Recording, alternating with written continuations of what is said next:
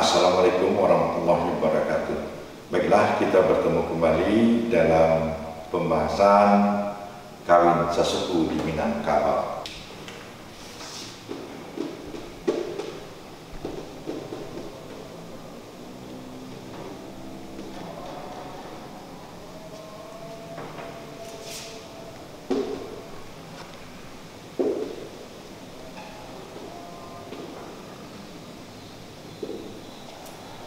Sebagaimana kita ketahui, Minangkabau mengambil garis keturunannya berdasarkan ibu. Berarti suku seseorang berdasarkan ibu. Suku seseorang berdasarkan ibu. Sasuku artinya satu suku atau suku yang sama. Nah, suku sebutannya dalam Minangkabau, pada daerah lain mungkin ini sama dengan marga.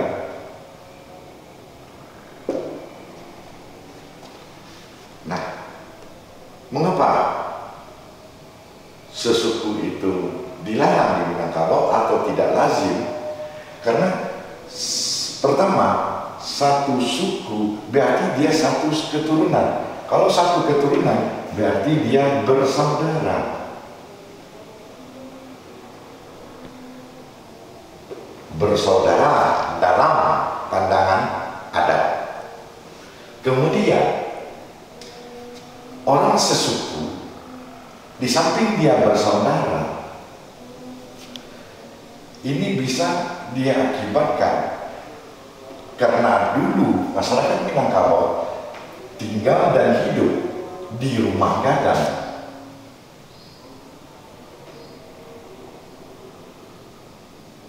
Jadi kemungkinan terjadinya sesusuan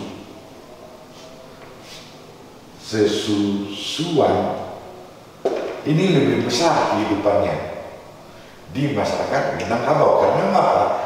Dia bersaudara. Dan orang bersaudara tidak mungkin dia kawin atau menikah. Nah, kemungkinan dia terjadi sesusuan karena mungkin ada pihak saudaranya yang sedang melahirkan berdua, kemudian yang satu sedang pergi, anak menangis, kemudian saudara yang lainlah menyusukan. Berarti ada kemungkinan dia sesusu. Kemudian larangan kawin sesuku bisa juga disebabkan karena persumpahan.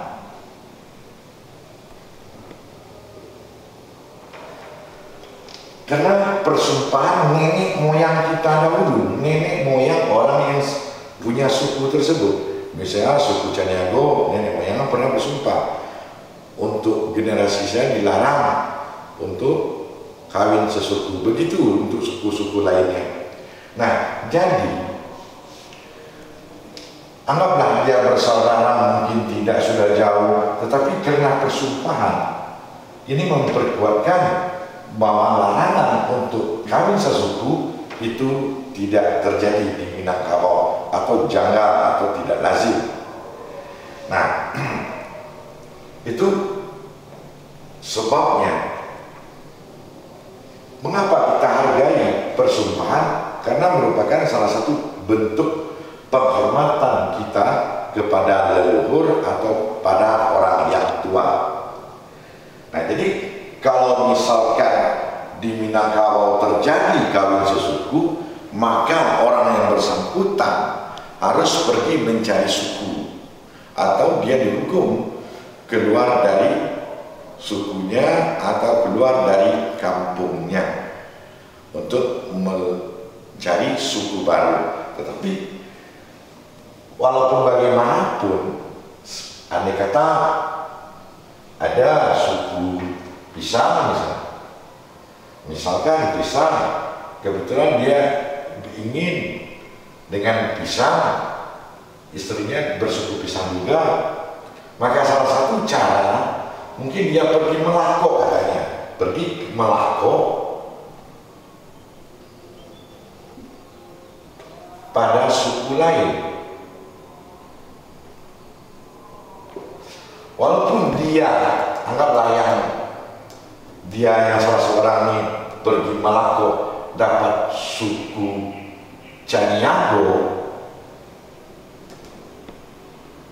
tapi yang harus kita pikirkan pada asalnya dia sama. Nah, kalau menurut saran saya selaku pengamat, apapun alasannya sebaiknya jangan kita lakukan kawin sasuku. Untuk itu kita harus saling kenal mengenal antara kita. Waktu kita pertama kali sebelum jatuh hati, maka sebaiknya kita tanya dulu apa sukunya. Kalau tidak sama, barulah kita lanjutkan. Kalau sama, kita anggap itu bersaudara. Jadi hubungan kita semakin dekat. Bukan berarti harus kita cari kilah untuk melangsungkan niat kita. Memang kalau berkilah kita bisa berkilah, tapi pada hakikat kita tidak bisa menyimpan sekalipun. Nah, itulah sepintas penjelasan saya tentang kawin sasuku di Minangkabau. Mengapa dilarang? Ada beberapa faktor. Kemudian keuntungannya mungkin, anak tidak cacat. Berapa banyak orang sesuku kawin yang sekarang kita tidak bisa melihat.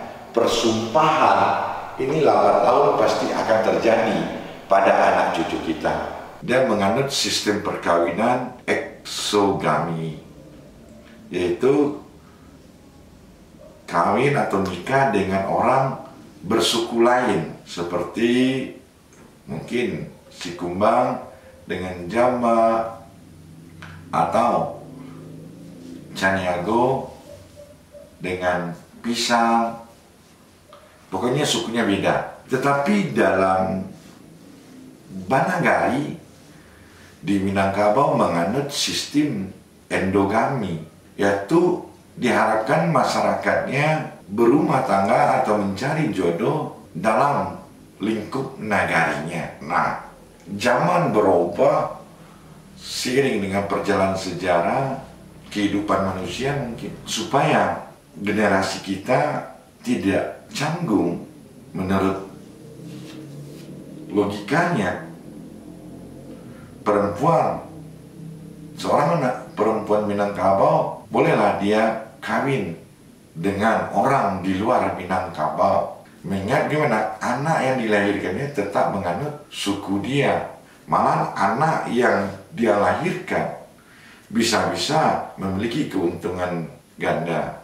Secara budaya dia mewariskan, secara budaya bapak atau orang tua laki-laki anaknya mewariskan juga. Jadi dua keuntungan yang dimiliki si anak. Tapi sungguh malang apabila seorang laki-laki Minangkabau mengawini atau kawin dengan perempuan di luar etnik Minangkabau.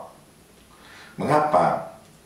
Di lingkungan istrinya menganggap anak yang dilahirkannya menurut suku bapaknya. Jadi dia mengharapkan pewarisan pun dari bapaknya.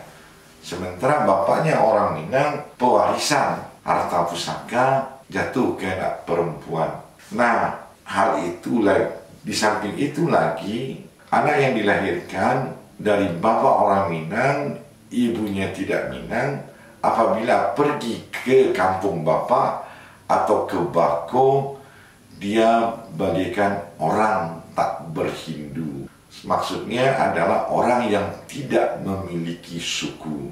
Sebab kalau di ibu suku secara kebapakan, sementara di bapaknya, di kampung bapaknya, suku menurut garis keturunan ibu atau perempuan.